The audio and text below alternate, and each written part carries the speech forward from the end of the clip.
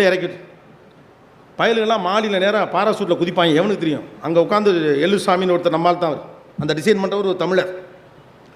ஏஐயும் ஈவியையும் சேர்த்து டெஸ்லாக்கு கார் பண்ணுற நம்பால்.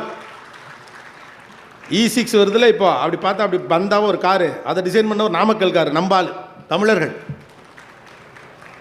ரைட்டா? அப்போ ஏஇவி டெக்னாலஜி வருது. அப்போ டெக்னாலஜி மாறிக்கிட்டே இருக்குது, உலகம் மாறிட்டே இருக்குது, நுவான்சஸ் மாறிட்டே இருக்குது, ஐடியா மாறிட்டே இருக்குது, மூட் ஸ்விங் மாறிட்டே இருக்குது, சைக்காலஜி மாறிட்டே இருக்குது, டேஸ்ட் மாறிட்டு இருக்குது, சினிமா மாறிட்டு இருக்குது, மீடியம்ஸ் மாறிட்டு இருக்குது.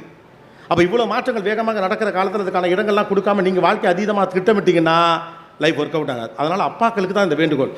லைஃப்னால் ஒரு பிளான் இருக்கணும். ஒரு மண்ணு வேணாம், பேசிக் பிளான் போதும். நீங்கள் படித்த படிப்பை யோசிச்சுக்கிட்டே மெக்கானிக்கல் இன்ஜினியர் படிக்க வைக்கிறேன், சிவில் இன்ஜினியரிங் படிக்க வைக்கிறேன், இது படிக்க வைக்கிறேன், அது படிக்க வைக்கிறேன்ட்டு யோசிச்சுக்கிட்டு இன்னும் சேர்ப்பீங்க.